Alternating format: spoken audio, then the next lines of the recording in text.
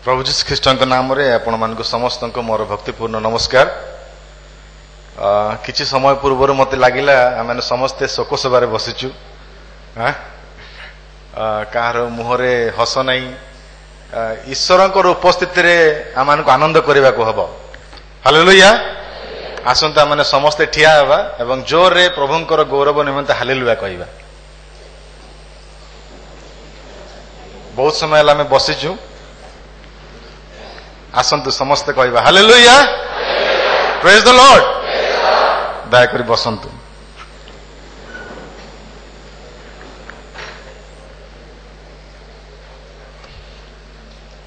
ଜଣେ ମଧ୍ୟବୟସ୍କ ଭାଇ ଆଉ ସେ ପାଳକୀୟ ସେବା କରିବା ପାଇଁ ମନସ୍ଥ କଲେ। ଆଉ ସେ ଗୋଟେ ମଣ୍ଡଳୀରେ ଆବେଦନ କଲେ ପାଳକୀୟ ସେବା କରିବା ପାଇଁ।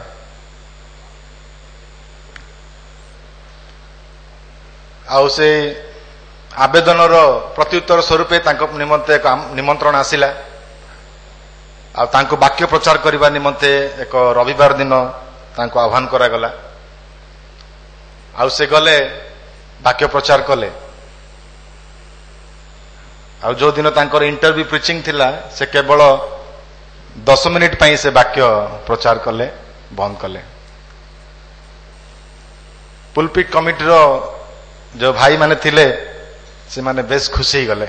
ଓହ କି ପାଳକ, କେତେ କମ ପ୍ରଚାର କରୁଛନ୍ତି, ବହୁତ ବଢିଆ। ଆମେ ଜଲ୍ଦି ଆମର ଉପାସନା ସରିବ, ଘରକୁ ଆମେ ଶୀଘ୍ର ଯାଇପାରିବା। ତାଙ୍କୁ ଶୀଘ୍ର କଣ କଲେ, ନିଯୁକ୍ତି ଦେଇଦେଲେ। ନିଯୁକ୍ତି ପାଇଲା ପରେ ତାର ପର ଉପାସନା ଦିନରେ, ରବିବାର ଦିନରେ ପୁଣି ତାଙ୍କର ପ୍ରଚାର କରିବାର ସମୟ ଆସିଲା। ଆଉ ସେ ପ୍ରଚାର କଲେ। ଆଉ ସେଦିନ 10 ମିନିଟ୍ ନ କରି ସେ 30 ମିନିଟ୍ ପ୍ରଚାର କଲେ। ଅନେକ ମଣ୍ଡଳୀରେ ପାଳକ ମାନେ ପ୍ରତ୍ୟେକ ରବିବାର ପ୍ରଚାର କରନ୍ତି, ତ ସେଇ ମଣ୍ଡଳୀରେ ମଧ୍ୟ ତାଙ୍କୁ ଦିଆଗଲା। ପୁଣି ସେ ପ୍ରଚାର କଲେ, କିନ୍ତୁ ସେଦିନ 30 ମିନିଟ୍ ବଦଳରେ 2 ଘଣ୍ଟା ପ୍ରଚାର କଲେ। ଡିକନ ଭାଇ ମାନଙ୍କର ମୁଣ୍ଡ ଖରାପ ହେଇଗଲା। ଆମେ ଭାବିଲୁ ଯେ ପାଳକ କମ ପ୍ରଚାର କରନ୍ତି, 10 ମିନିଟ୍ କରୁଥିଲେ, ଆଉ କଣ ପ୍ରଥମ ସପ୍ତାହରେ 30 ମିନିଟ୍ କଲେ, ଦ୍ୱିତୀୟ ସପ୍ତାହରେ 2 ଘଣ୍ଟା କଲେ। ତାପରେ ଡିକନ ଭାଇ ମାନେ ନିଷ୍ପତ୍ତି ନେଲେ, ପାଳକଙ୍କୁ ଡାକ, ସ୍ପଷ୍ଟୀକରଣ ଦେବେ, କାହିଁକି ସେ ପ୍ରଥମେ 10 ମିନିଟ୍ କଲେ, ପୁଣି 30 ମିନିଟ୍ କଲେ, ପୁଣି 2 ଘଣ୍ଟା କଲେ, ଆଉ କାରଣ କଣ? ଆଉ ତାଙ୍କୁ ଯେତେବେଳେ ବୋର୍ଡ ମେମ୍ବର ମାନେ ନିମନ୍ତ୍ରଣ କରୁଛନ୍ତି, ସ୍ପଷ୍ଟୀକରଣ ମାଗୁଛନ୍ତି, ସେ କହିଲେ ପ୍ରଥମ ଦିନ ମୁଁ 10 ମିନିଟ୍ କହିଲି, ଯେହେତୁ ମୋର ଏକ ନକଲି ଦାନ୍ତ ଯୋଉ ଥିଲା ନୂଆରେ ଲାଗିଥିଲା, ଆଉ ପ୍ରଚାର କରିବା ସମୟରେ ଏତେ ବ୍ୟଥା ହେଲା ଯେ ମୁଁ 10 ମିନିଟରେ ବନ୍ଦ କରିଦେଲି। ତେବେ ତାର ପରବର୍ତ୍ତୀ ରବିବାର ଦିନ ତୁମେ ତ 30 ମିନିଟ୍ କଲ। ନାଇଁ, ସେତେବେଳକୁ ଟିକେ ଭଲ ଲାଗିଲା, ଆଉ ସେଥିପାଇଁ ମୁଁ 30 ମିନିଟ୍ କରିପାରିଲି। ତେବେ କାହିଁକି ତମେ 2 ଘଣ୍ଟା ପ୍ରଚାର କଲ? ସେ ସମୟରେ କହିଲେ, ହଠାତ୍ ମୁଁ ରବିବାର ଦିନ ବିଳମ୍ବରେ ଉଠିଲି, ଆଉ ମୁଁ ଯେତେବେଳେ ରେଡି ହେଇକିରି ପ୍ରସ୍ତୁତ ହେଇକିରି ଚର୍ଚ୍ଚକୁ ଆସୁଥିଲି, ସେଇ ସମୟରେ ମୋ ସ୍ତ୍ରୀର ଡୁପ୍ଲିକେଟ ଦାନ୍ତ ମୁଁ ୟୁଜ କଲି। ଆଉ ଯେତେବେଳେ ପ୍ରଚାର କରିବା ଆରମ୍ଭ କଲି, ଆଉ ସେଇ ସମୟରେ ମୁଁ ବନ୍ଦ କରିପାରିଲି ନାହିଁ। ବେଳେ ବେଳେ ସେଇଭଳି ହୁଏ, କିନ୍ତୁ ଆମର ଭଲ ଦାନ୍ତ ଅଛି। 2 ଜଣଙ୍କ ପାଷ୍ଟରଙ୍କର। ଆମେ 10 ମିନିଟ୍ ନୁହଁ, 30 ମିନିଟ୍ ନୁହଁ, କି 2 ଘଣ୍ଟା ନୁହଁ, ଆମେ 40 ମିନିଟ୍ ପ୍ରଚାର କରିବୁ। ଠିକ ଅଛି, ପ୍ରେଜ୍ ଦ ଲର୍ଡ। ଆଜି ଆପଣମାନଙ୍କ ସମ୍ମୁଖରେ ଯେଉଁ ସମ୍ବାଦ ମୁଁ ଦେବା ପାଇଁ ଚାହେଁ, ତାଇ କିପରି ଭାବରେ ଆମର ଖ୍ରୀଷ୍ଟିଆନ ଜୀବନକୁ ସତେଜ କରିପାରିବା। How can we make our Christian living lively. ଆମର ଖ୍ରୀଷ୍ଟିଆନ ଜୀବନକୁ କିପରି ଆମେ ସତେଜ ବର୍ଦ୍ଧିଷ୍ଠ କରିପାରିବା। 4ଟି ବିଷୟ ଆପଣମାନଙ୍କୁ ମୁଁ କହିବା ପାଇଁ ଚାହେଁ। ଆଜିର ଶାସ୍ତ୍ରାଂଶ ଯାହାକି ଫିଲିପିଓ ତାର 4 ଅଧ୍ୟାୟ 6 ପଦ ଏବଂ କଲୋସିୟ 3 ଅଧ୍ୟାୟର 13 ଏବଂ 17 ପଦ, এই 3ଟି ପଦକୁ ନେଇ ଆମେ 4ଟି ବିଷୟ ଶିକ୍ଷା କରିବା। ଅନେକ କହନ୍ତି ଯେ ମୁଁ ଖ୍ରୀଷ୍ଟିଆନ ବିଶ୍ୱାସୀ ସତ, किंतु मो ख्रिस्टियन जीवन एते रोमांचकमय नुहे, एते आनंददायक, एते आनंदमय नुहे। ख्रिस्टियन जीवन बेले बेले बोर लगे। जदि आपण मानक बोर लागुचे ताले आजिर वाक्य द्वारा आपण माने निश्चित सतेज हेबे आ रिफ्रेश हेबे। निश्चय आपण मानकर ख्रिस्टियन जीवन आनंदमय हबो। साधारणतः आमे समस्त चाहि थाउ जे आमे जहा किछि करूना काहेकि आम जीवन रे सफलता पाइबा पई, वर्धिष्ठ हेबा पई, लाभवान हेबा पई। जदि आमाने खेल दुनिया रे अछु, खेल रे सफलता पाइबा पई, जदि आमर व्यवसाय अछि, व्यवसाय रे सफलता पाइबा पई, जदि आमाने स्टूडेंट अछु ताहले पाठ पढ़ा रे सफलता पाइबा पई, जदि आमानकर संगीत रे रुचि अछि, गीत रे रुचि अछि ताहले सेथिरे सफलता हासिल करबा पई प्रभु जहा किछि आमानकु देइचंती, जहा किछि आमे करू सेथिरे आमाने वर्धिष्ठ हेबा पई, सफल हासिल करबा पई आमाने चेष्टा करिथाउ। आ सफलता पाइबा पई अनेक पुस्तक आज लिखा जाइछि, विभिन्न व्यक्ति मानक द्वारा, विज्ञ व्यक्ति मानक द्वारा किपरि भाव रे आमे जगत रे सफलता हासिल करि परिबा से विषय अनेक बही अछि, आपण माने पढ़ी पारिबे।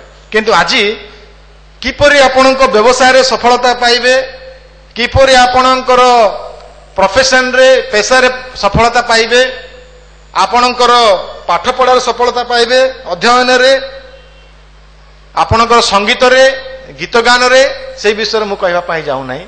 किंतु आपण माने किपरि ख्रिस्टियन जीवन रे सफलता पाइबे, वर्धिष्ठ हेबे, से संबंध रे मु आपण मानकु किछि कहबा पाई चाहे। आउ से स्टॉप संबंध रे मु आलोकपात करबा पाई चाहे। चारोटी विषय आमे शीघ्र आज ध्यान करिबा। प्रथम विषय जे प्रभु मान कहउचंती ए ख्रिस्टियन जीवन को सजीव करबा पाए हेले, वर्धिष्ठ करबा पाए हेले सर्वदा आ मानकु सर्व विषय रे धन्यवाद देबा हबो। एक कृतज्ञतार हृदय मानकु रखिबा को हबो। जदि आमाने से अंश पाठ करिबा फिलिपियो तार 4 अध्याय 6 पद रे कोनोसी विषय रे चिंतित हो नाही, किंतु समस्त विषय रे प्रार्थना और विनती द्वारा धन्यवाद सह तुमानकर निवेदन सबु ईश्वरक निकट रे जणाओ। प्रभु मान को कथा कहउचंती प्रत्येक दिन आरंभ करिबा बेले एक धन्यवादर हृदय, एक धन्यवादर हृदय, एक कृतज्ञतार हृदय मन नहीं दिन को आरंभ करिबा पाए। कारण जदि आमे एक नूतन दिन रे प्रवेश करूचु, यह ईश्वरंकर एक अनुग्रहर दान। गीत तार 92 अध्याय 1 पद रे लिखा जाए, ईश्वर को धन्यवाद देवा एक आनंदर विषय, उत्तम विषय। ईश्वर को धन्यवाद देवा, ईश्वर को प्रशंसा करिबा। आमे जदि से गीत संगीता 92 अध्याय तार 1 पद पढ़िबा, सदा प्रभु को धन्यवाद करिबार उत्तम, हे सर्वपरिस्थ तुम्भ नाम रे प्रशंसा गान करिबार। ईश्वर को नाम रे, प्रभु को नाम रे धन्यवाद देबा एक उत्तम विषय। प्रिय भाई भौणी माने, प्रिय प्रभुंकर लोक माने, प्रभुंकर वाक्य पवित्र आत्मा एक कथा मान कहबा पई चाहंती जे सर्वदा ख्रिस्टियन भाव रे एक कृतज्ञतार हृदय आमानकर नितांत आवश्यक। जो पर्यंत आमे कृतज्ञतार हृदय रखिबा नाही, धन्यवादर हृदय रखिबा नाही, से पर्यंत आम जीवन रे वास्तव ख्रिस्टियन जीवन रे केबे सतेज आसीबो नाही। आमाने ख्रिस्टियन विश्वास, ख्रिस्टियन जीवन को उपभोग करि परिबा नाही। डीएल मोडी जने प्रभुंकर दास से कहती, careful for nothing, prayerful for everything and thankful for anything. प्रभुंकर नाम को धन्यवाद देवा आवश्यक, प्रत्येक विषय नहीं। प्रभु जहा किछि आमानकु देइचंती से सर्व विषय रे तांको धन्यवाद देवा को हबो। आ जने प्रभुंकर दास कहती, परिस्थिति जहां भी हो, no matter what our circumstances are, we can find a reason to be thankful to God. परिस्थिति जहां होना कहीं कि आमने प्रभु को धन्यवाद देवा पाई कारण अच्छी, आ से कारण बाहर करने को हबो। प्रभुंकर वाक्य बारंबार आमान को एक कथा कहे जे सर्वदा सर्व विषय रे सर्व परिस्थिति रे परमेश्वर को धन्यवाद देबा पाई। प्रथम थेसलोनिक तार 5 अध्याय 18 पद रे मध्य से विषय लिखा जाइछि। आमानकर गीत 106 पद रे मध्य ताहा लिखा जाइछि। बारंबार परमेश्वरंकर वाक्य आमान को एक कथा कहे जेपरि आमाने एक कृतज्ञतार हृदय सर्वदा रखिबा। एक ख्रिस्टियन जीवन आनंदमय जीवन, आनंद पूर्ण जीवन। परिस्थिति ख्रिस्टियन जीवन को नियंत्रण करने उचित नुहे। तेबे को विषय ने आमे सर्वदा प्रभु को आम हृदय कृतज्ञता देवा को हब। अनेक विषय अच्छी। प्रभु मु तुमको धन्यवाद दूची, मोर हृदय कृतज्ञता जनाऊँच कारण मो मुंड उपर प्रभु तुम्हें एक छात दे अछ, एक गृह देइछ रहबा पई। प्रभु मु धन्यवाद दूची मते शयन करबा पई एक सेज दे अछ। प्रभु मु धन्यवाद दूची मो डाइनिंग टेबल रे समय रे खाद्य आसी थाए खाइबा पई। प्रभु मु तुमको धन्यवाद दूची जे मते तुमे एक सुंदर चाकरी देइछ। प्रभु मु धन्यवाद दूची कारण मते तुमे एक उत्तम परिवार देइछ। धन्यवाद दूची प्रभु मते तुमे एक उत्तम मंडली देइछ। धन्यवाद दूची प्रभु मते एक उत्तम परिवेश देइछ। प्रभु को धन्यवाद देवा को हेले आमान को जीवन रे अनेक कारण अछि, अनेक कारण अछि। आ से कारण आमान को बाहर करबा को हबो। सर्वोपरि आमाने आमान को गोटे कारण जो कारण निमंते सर्वदा आमे ईश्वर को धन्यवाद देवा को हबो ताहा होछि अनुग्रह रे पाइथिबा परित्राण निमंते। जदि एफिसियो पुस्तक तार 1 अध्याय आपण माने पढ़िबे आ से स्थान रे लिखा जाए जे जगतर पतनावधि पूर्व परमेश्वर आमान को मनोनीत करिसंती एवं तांकर एकमात्र अद्वितीय पुत्रंक द्वारा आमान को से उद्धार करिसंती। पवित्र आत्मा द्वारा से प्रभु जीशु ख्रीष्टंक निकट रे भरोसा करबा पाई, तांको उपरे निर्भर करबा पाई, तांको विश्वास करबा पाई आमान हृदय रे विश्वास जागृत करिसंती। आ से परित्राण निमंते, से पाप क्षमार अनुभूति निमंते, से शांति आनंद जहाँ परमेश्वर आमान को जीवन रे देइसंती सेति पाई सर्वदा तांको आमे हृदय कृतज्ञता अर्पण करबा प्रत्येक दिन। यदि आमे से प्रकार प्रवृत्ति नहीं बंचवा निश्चय आमानकर ख्रिस्टियन जीवन सतेज रहिबो। प्रिय भाई एवं भौणी माने किंतु अनेक समय रे आमानकर जीवन रे आमे अभियोग करिथाउ, सर्व विषय को ने आमे अभियोग करिथाउ। सर्व विषय को ने आमानकर एक नकारात्मक चिंताधारा थाए, किंतु एक वर्धिष्ठ ख्रिस्टियन भाव रे आमे सबु बेले सकारात्मक मनोभाव नहीं बंचवा को हबो। ताही प्रभु आमान को जीवन से आशा करती। आ जो माने सर्वदा अभियोग करती, जो माने सर्वदा आउ ईश्वर ठारू पाइथिबा मंगल दान को से माने जानि पारंती नहीं, आ से माने सर्वदा आनंद करि पारंती नहीं। से मान को ठारू से आनंद चली जाए, आ से शांतिर आत्मा से मान को जीवन रो चली जाए, जहा फल रे कि से माने ख्रिस्टियन जीवन को वास्तव रे उपभोग करि पारि न थांती। और प्रिय भाई भौणी माने प्रभु आमान को एक कथा कहते, हे प्रभुंकर लोक माने तु माने सर्वदा एक धन्यवाद हृदय नहीं बंचवा पाई चेष्टा कर। प्रभु आमान को साहाय्य करंतु जेपरि आमे सर्व विषय नहीं आमाने प्रभु को धन्यवाद देवा। प्रभु जहा किछि आमान को देइचंती, आज आमे ए स्थान रे बसबा बेले आसंत आमे स्मरण करबा, आसंत आमे गणना करबा को आशीर्वाद प्रभु आज आमान को देइचंती। आ जोथि पाई कि आज पर्यंत आमे प्रभु को हृदय कृतज्ञता दे पार। अनेक विषय आमे भाबो जे अनेक विषय आमे पाई अछु, आमे पाइबा पाई योग्य, ए मो बापा माँ दे अछंती, ए मोर ज्ञान रे मोर शक्ति रे मु पाई अछि, तेणु मु ईश्वर को आउ धन्यवाद देवी नहीं, कौन मोर आवश्यक।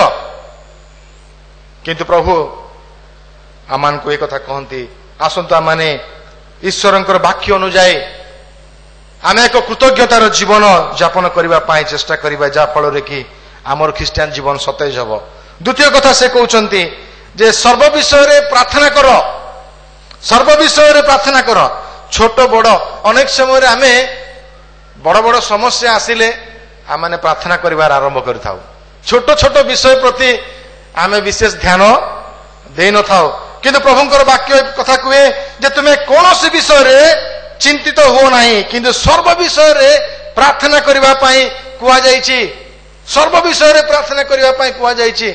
आउ आमे प्रार्थना रो एक मूवमेंट क्रिएट कर सृष्टि करिवा पई चाहूछु। प्रार्थना रो जीवन को गुरुत्व देवा पई माने चाहूछु।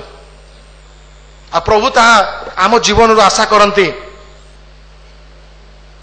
प्रार्थना करिवा, सर्व विषय रे प्रार्थना करिवा, छोट विषय रे प्रार्थना करिवा, बड़ विषय रे प्रार्थना करिवा, निज विषय रे प्रार्थना करिवा, अन्य मानक विषय रे प्रार्थना करिवा, मंडली पई प्रार्थना करिवा, देश पई, राज्य पई, सर्व विषय रे आमानंको प्रार्थना करिवा को हबो। ताही ख्रिस्टियन मानकर लाइफ लाइन। प्रार्थना ख्रिस्टियन मानक पई एक निश्वास प्रश्वास अटे, निश्वास प्रश्वास अटे। प्रार्थना बिना आमानकर ख्रिस्टियन जीवन केबेले सतेज ही पारिबो नाही। प्रार्थना होचे एक मनोवृत्ति, एक एटीट्यूड, एक स्वभाव जहा कि प्रत्येक समय आमे करिबा उचित। प्रत्येक समय रे, जे कोनोसी समय रे आमाने प्रार्थना करि पारिबा। बेले बेले आमे अनेक सब विषय प्रार्थना करू, किंतु आमर विश्वासर अभाव रही थाए, आमर विश्वासर अभाव थाए। सेति जाकुब पुस्तक तार 1 अध्याय 6 रे कहती तुमने प्रार्थना करो, विश्वास मध्य करो, तेमे निश्चय तुम्हें प्रार्थनार उत्तर पाइब। प्रार्थना करिबा, विश्वास करिबा, निश्चय प्रभु मोर प्रार्थना सुनिबे, मोर प्रार्थनार उत्तर से देबे। किंतु से जाकुब कहउचंती अनेक अछंती जो माने प्रार्थना करंती, किंतु सेमान कोटारे संदेह थाए प्रकृत रे कोन प्रभु करिवे, प्रकृत रे कोन ए कार्य प्रभु करि परिबे, प्रकृत रे कोन ए प्रकार रोग प्रभु सुस्थ करि परिबे, एते बड़ महान कार्य या कोन संभव होई परिबो। ए प्रकार जो संदेह आम जीवन रो अछि, जहा कि प्रार्थना रो उत्तर पाइबारे बाधा सृष्टि करथाए। प्रिय मंडली, आमे प्रार्थना करिबा बेले मन रखिबा जे आमे विश्वास रो प्रार्थना करिबा, आ प्रभु निश्चय आमान को जीवन ताहा करिवे। ए विश्वास रखंतु, ए विश्वास रो सहित आमान को प्रार्थना करिबा को हबो। कारण परमेश्वर से निजे प्रतिज्ञा करि कहिचंती यिर्मयाह तार 33 अध्याय 3 पद रे, आ जो स्थान रे कहा जाए प्रार्थना करो, call on to me I will answer you, मो निकट रे तुमे प्रार्थना करो तेबे मु तुमको उत्तर देबी, एवं महत एवं दुष्कर विषय मान तुम जीवन रे तुमे देखिबो। महान विषय सब तुमको जीवन रे घटिबो। कि प्रकार प्रार्थना करिबा द्वारा? विश्वास रो प्रार्थना करिबा द्वारा। जने प्रभुको दास कहती don't pray when you feel like, जेतेबेले इच्छा हबो सेतेबेले प्रार्थना करंतु नाही। Have an appointment with God, ईश्वरଙ୍କ सहित कथोपकथन करिबा पई एक निर्दिष्ट समय रखंतु, आ प्रार्थना करंतु। आ से व्यक्ति, a man is powerful on his knees, निश्चय प्रभु कार्य करिवे, निश्चय प्रभु आमान को शक्ति देबे। आ जेतेबेले आमे प्रार्थना रत जीवन काटिबा, प्रार्थना रे ईश्वरଙ୍କ ऊपर निर्भर करी प्रार्थना करिबा, प्रभु निश्चय ता करिवे। ए विश्वास नै जेतेबेले आमे प्रार्थना करू, शैतान से कौन हुए? भयभीत हुए, से थरी उठे, से कंपी उठे। Satan trembles when he sees the weakest Christian on his knees. जेतेबेले आमे प्रार्थना करू, से समय रे शैतान थरर होई जाए। गोटे मंडली आ तांकर चर्च सम्मुखरे एक बार दुकान आरंभ है, रेस्टोरेंट। मंडली चिंतित हेले, आम मंडली सामने रे ए प्रकार एक बार आसीची, ଏ ଆମ ପାଇଁ ଏକ ସମ୍ମାନଜନକ ବିଷୟ ନୁହେଁ। ଆଜି ମଣ୍ଡଳୀ ପ୍ରାର୍ଥନା କରିବାକୁ ହବ ଯେପରି ପ୍ରଭୁ କଣ କରିବେ, ଏ ବାରକୁ ବନ୍ଦ କରିବେ। ଆଉ ମଣ୍ଡଳୀ ନିଷ୍ଠାର ସହିତ ସେମାନେ ପ୍ରାର୍ଥନା କରିବା ଆରମ୍ଭ କଲେ। ଆଉ ପ୍ରଭୁ ମଣ୍ଡଳୀର ପ୍ରାର୍ଥନା ଶୁଣି ଏ ପ୍ରକାର ଏକ କାର୍ଯ୍ୟ କଲେ। ଆଉ ଦିନେ କଣ ହେଲା ନା ଲାଇଟନିଂ ପଡି ସେ ବାରଟି ନଷ୍ଟ ହେଇଗଲା।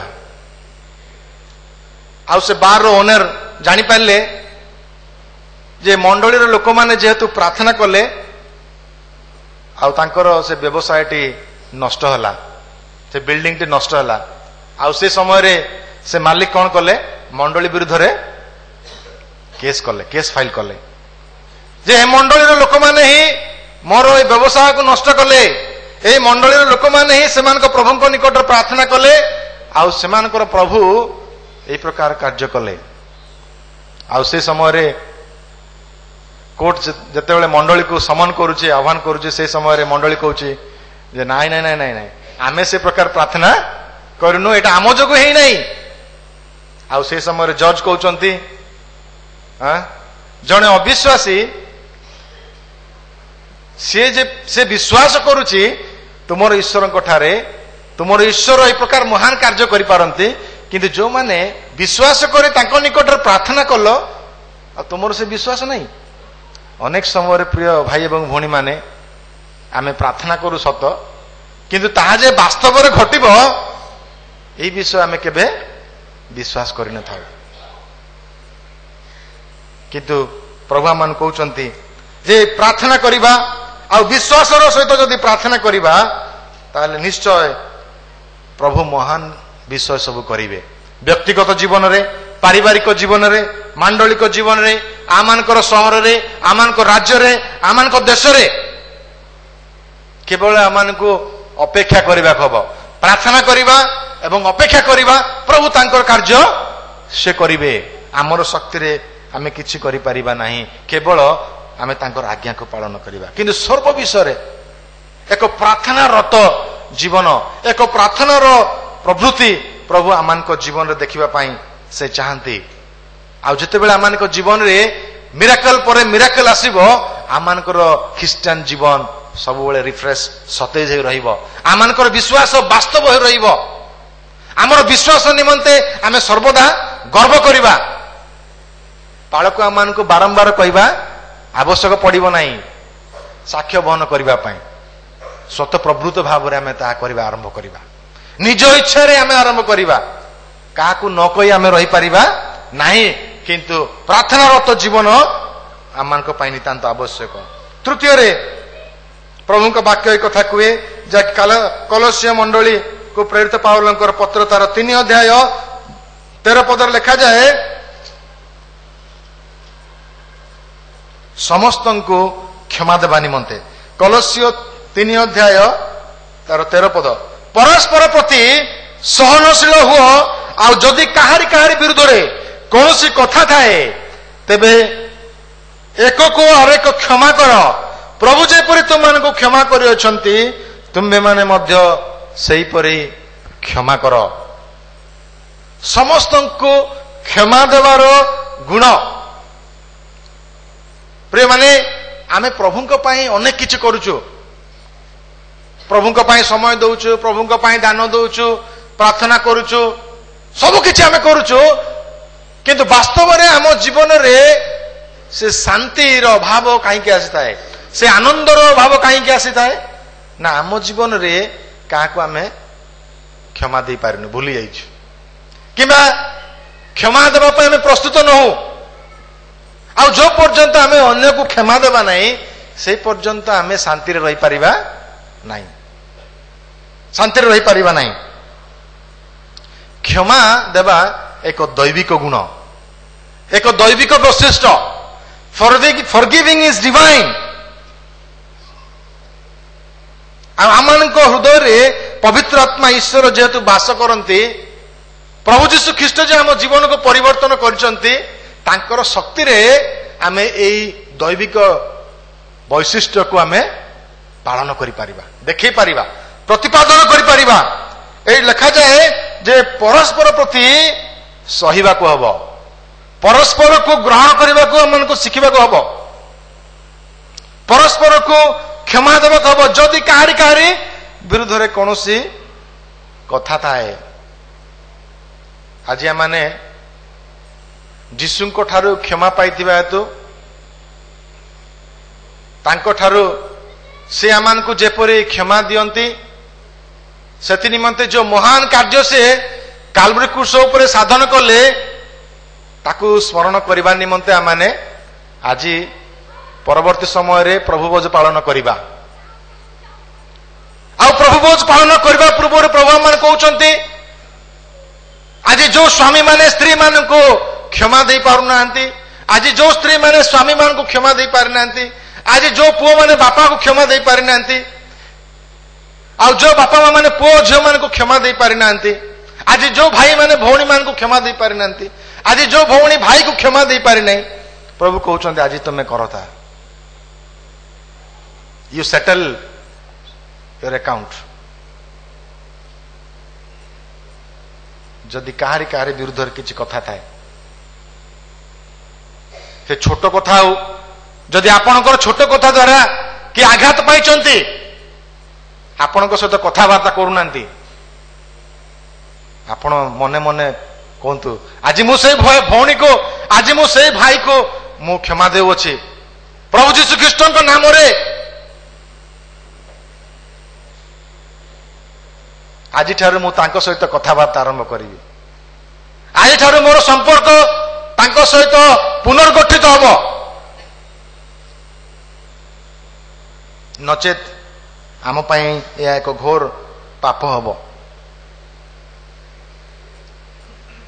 ଆମେ କ୍ଷମା ପାଇଁ ମଧ୍ୟ ଯଦି ଆମେ ଅନ୍ୟକୁ କ୍ଷମା ନ ଦେବା, ଲେଖାଯାଏ ଖ୍ରୀଷ୍ଟ ଯେପରି କ୍ଷମା ଦେଲେ ତୁମ୍ଭେମାନେ ମଧ୍ୟ ସେପରି କ୍ଷମା ଦିଅ। ଖ୍ରୀଷ୍ଟ କିପରି କ୍ଷମା ଦେଲେ? ସେ ଶତ୍ରୁମାନଙ୍କୁ କ୍ରୁଶରେ ଝୁଲୁଥାଏ ମଧ୍ୟ କ୍ଷମା ଦେଲେ। ଏହା କଷ୍ଟ ହେଲେ ମଧ୍ୟ ଅସମ୍ଭବ ନୁହେଁ, ଏହା ସମ୍ଭବ। କାରଣ ତାଙ୍କର ନିଜ ଶିଷ୍ୟ ସ୍ତିଫାନ ତାଙ୍କର ଶତ୍ରୁମାନଙ୍କୁ ସେ ମରୁଥିବା ବେଳେ, ଶେଷ ନିଶ୍ୱାସ ତ୍ୟାଗ କରୁଥିବା ବେଳେ ସେ କ୍ଷମା ଦେଲେ। ଯୀଶୁ ଶତ୍ରୁମାନଙ୍କୁ କ୍ଷମା ଦିଅନ୍ତି, ଯୀଶୁ ଖ୍ରୀଷ୍ଟଙ୍କର ଲୋକମାନେ ମଧ୍ୟ ଶତ୍ରୁମାନଙ୍କୁ କ୍ଷମା ଦିଅନ୍ତି। ଯୀଶୁ ବିନା ସର୍ତ୍ତରେ କ୍ଷମା ଦିଅନ୍ତି, ସର୍ତ୍ତବିହୀନ କ୍ଷମା। ଯୋଉମାନେ ଆମକୁ କ୍ଷମା ଦେବା ପାଇଁ ଚାହାନ୍ତି ନାହିଁ, ଆମ ତରଫରୁ ଆମେ କ୍ଷମା ଦେବା। ଅପର ପକ୍ଷରେ କଣ କହୁଛନ୍ତି? ସେ ଯାହା କରିବେ ତାହା କରିବେ। କିନ୍ତୁ ଆମେ ପ୍ରଭୁଙ୍କର ବାକ୍ୟ ଯେହେତୁ ଆମମାନେ କଥା କହୁଛି, ପବିତ୍ର ଆତ୍ମା ଯେହେତୁ ଆମମାନେ କଥା କହୁଛନ୍ତି, ମୁଁ ଆଜି କଣ କରିବି? ମୋର ଦାୟିତ୍ୱ ସର୍ତ୍ତବିହୀନ କ୍ଷମା ଦେବା। କ୍ରାଇଷ୍ଟ ଫରଗେଭ୍ ଅଲ୍ ସିନ୍ସ, ସମସ୍ତ ବିଷୟ କ୍ଷମା ଦେବା। ଆଂଶିକ ଭାବେ କ୍ଷମା ନ ଦେଇ ସମ୍ପୂର୍ଣ୍ଣ ଭାବେ କ୍ଷମା ଦେବା। ଅନେକ ସମୟରେ ଆମେ କ୍ଷମା ଦେଲା ପରେ ମଧ୍ୟ ସେ ବିଷୟକୁ ଆମେ ମନେ ରଖିଥାଉ, ଆଉ ସମୟ ସମୟରେ ସେ ପୁରୁଣା ବିଷୟକୁ ପୁଣି ଟାଣି ଆଣିଥାଉ, ଭିଡ଼ି ଆଣିଥାଉ। ତାକୁ ଆମେ ଆଉ ଗୋଟେ ଇସ୍ୟୁ କରିକିରି ପୁନର୍ବାର ସେଇ ପୁରୁଣା ବିଷୟକୁ ଚାଲିଯାଉ। ଆମର ସମ୍ପର୍କକୁ ଆମେ ପୁଣି ଥରେ ନଷ୍ଟ କରିଥାଉ। କିନ୍ତୁ ପ୍ରଭୁ ଯୀଶୁ କ୍ଷମା ଦେଲେ, ସେ କହିଲେ ମୁଁ ତୁମମାନଙ୍କର ପାପ ସ୍ମରଣ କରିବି ନାହିଁ। ତେବେ ଆମମାନେ କାହିଁକି କ୍ଷମା ଦେଲା ପରେ ଅନ୍ୟର ଭୁଲକୁ ଧରି ବସିବା? ପ୍ରଭୁ ଆମମାନେ କହୁଛନ୍ତି ଯେ ତୁମ ବିରୁଦ୍ଧରେ କାହାରି ବିରୁଦ୍ଧରେ ଯଦି କିଛି କଥା ଥାଏ, ତାହେଲେ ତୁମେ ପ୍ରଭୁ ଯୀଶୁ ଖ୍ରୀଷ୍ଟଙ୍କର ଗୁଣରେ କ୍ଷମା ଦିଅ, ସେ ଯେପରି କ୍ଷମା ଦେଲେ। ସେ ଯଦି ଶତ୍ରୁକୁ କ୍ଷମା ଦେଲେ, ଆମମାନଙ୍କୁ ମଧ୍ୟ ଦେବାକୁ ହବ। ସର୍ତ୍ତବିହୀନ କ୍ଷମା ଦେବାକୁ ହବ, ସମ୍ପୂର୍ଣ୍ଣ ଭାବରେ କ୍ଷମା ଦେବାକୁ ହବ। କ୍ଷମା ଦେଲା ପରେ ଆମମାନେ ଆଉ ସ୍ମରଣ କରିବା ଉଚିତ ନୁହେଁ। ପ୍ରଭୁଙ୍କର ଜଣେ ଦାସ କହିଲେ, ଟୁ ବି ଏ ଖ୍ରୀଷ୍ଟିଆନ ମିନ୍ସ ଟୁ ଫରଗିଭ୍ ଦ ଇନଏକ୍ସକ୍ୟୁଜେବଲ। ଆମେ ଆଜି ଖ୍ରୀଷ୍ଟଙ୍କର ଏଇଥିପାଇଁ ହେଇପାରିଛୁ ଯେହେତୁ ପ୍ରଭୁ ଆମମାନଙ୍କୁ କ୍ଷମା ଦେଇଛନ୍ତି। କ୍ଷମା ପାଇବା ପାଇଁ ଯୋଗ୍ୟ ନହିଁ ମଧ୍ୟ ସେ ଆମମାନଙ୍କୁ କ୍ଷମା ଦେଇଛନ୍ତି। आमे क्षमा पाइबा योग्य नथिलु तथापि से हमनको क्षमा दे तांकर करचंती because God has forgiven the inexcusable in you प्रभु जेहेतु आमनको क्षमा देइचंती आमाने मध्य से परी अन्य को क्षमा देबा को पड़िबो आज जदि से प्रकार किछि अछि से प्रकार संपर्क काहारी मनर अछि प्रभु कहउचंती ता तुमे समाधान कर चतुर्थ विषय बी वर्शिपफुल एक भक्तिपूर्ण जीवन काटिबा पई एक भक्तिपूर्ण जीवन कि प्रकार जे कलसियो तार 3 अध्याय 17 पदर देखंछु आ वाक्य कि कर्म रे तुमे माने जहा किछि कर से समस्त प्रभु यीशु ख्रीष्टଙ୍କ नाम रे करी तांको द्वारा पिता ईश्वरम को धन्यवाद दियो वाक्य रे एवं कर्म रे जहा किछि भी तुमे करो प्रभु यीशु को नाम रे करो प्रभु यीशु को नाम रे करबा को हबो आमे we must live a life of worship एक भक्तिपूर्ण जीवन यापन करबा को हबो अर्थात प्रभुबल जीवन दरकार आम जीवन रे प्रत्येक विषय आत्मिक आध्यात्मिक विषय हो आ जागतिक विषय हो सबु विषय को आमाने ईश्वरंकर नियंत्रण मध्य को आनिबा को हबो प्रभु मो जीवन रो सबु गति को तुमे कोन करो नियंत्रण करो निर्णय करो you decide every move of my life more जीवन रो गतिपथ को मोर जीवन रो गतिपथ को तुमे निर्णय करो तुमरो नियंत्रण मध्य रे रख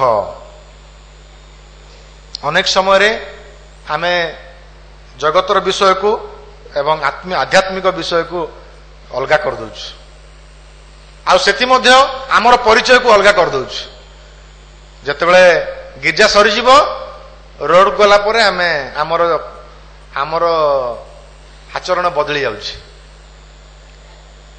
गिरजा रे बसिबा समय रे आमे Holi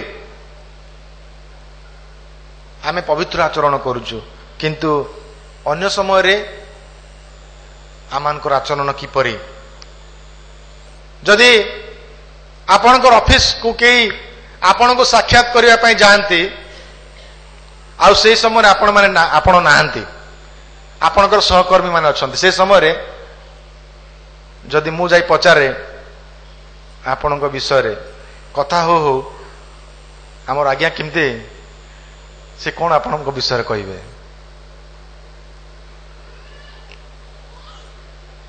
that is the testimony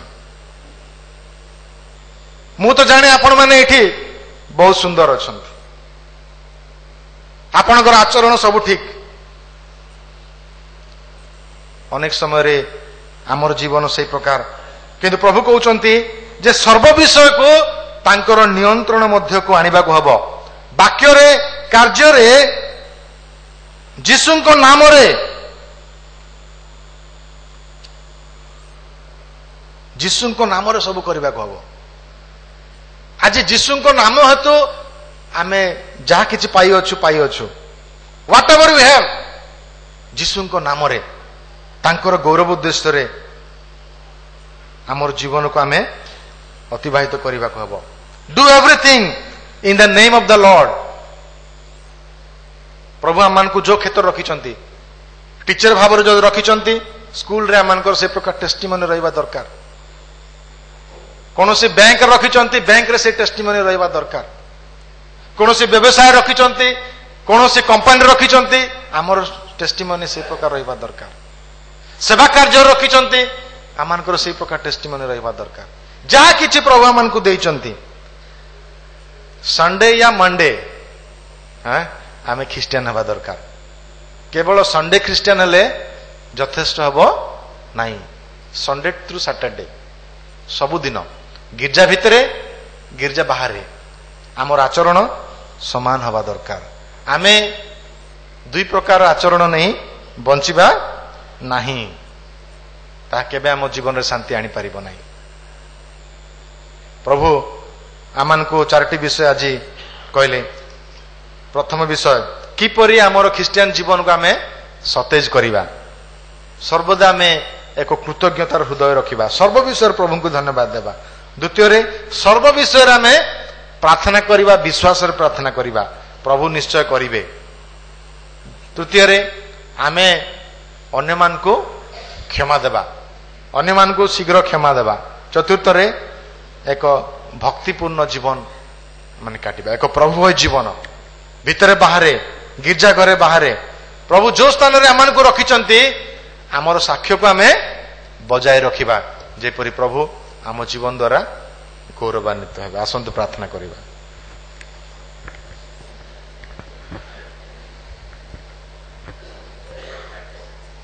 ପ୍ରଭୁ ଆଜି ଆମମାନଙ୍କୁ କଥା କହିଛନ୍ତି। ପ୍ରିୟ ମଣ୍ଡଳୀ, ପ୍ରଭୁ କହୁଛନ୍ତି ଯେ ଆଜି ତୁମେ ନିଷ୍ପତ୍ତି ନିଅ, ପ୍ରଭୁଙ୍କୁ ଆମେ କେବେ ଅଭିଯୋଗ କରିବା ନାହିଁ। ସର୍ବ ବିଷୟରେ ପ୍ରଭୁଙ୍କୁ ଧନ୍ୟବାଦ ଦେବା, ସର୍ବ ବିଷୟରେ ଆମେ ତାଙ୍କ ଉପରେ ନିର୍ଭର କରିବା, ଅନ୍ୟମାନଙ୍କୁ ଆମେ କ୍ଷମା ଦେବା, ଏକ ଭକ୍ତିପୂର୍ଣ୍ଣ ଜୀବନ କାଟିବା। ଆଜି ଯେହେତୁ ଆମେ ଏହି ପବିତ୍ର ମେଜର ଅଂଶ ହେବା ପାଇଁ ଯାଉଛୁ, ଆପଣମାନଙ୍କୁ ମୁଁ ପଚାରିବାକୁ ଚାହେଁ, ଆପଣ ଯଦି କାହାକୁ କ୍ଷମା ଦେଇ ପାରିନାହାନ୍ତି, ପ୍ରଭୁ ଆପଣଙ୍କୁ କହୁଛନ୍ତି ଆଜି ଆପଣ କ୍ଷମା ଦିଅନ୍ତୁ, ଆଜି ଆପଣ କ୍ଷମା ଦିଅନ୍ତୁ, କାରଣ ତାହା ହିଁ ଈଶ୍ୱରଙ୍କର ଇଚ୍ଛା।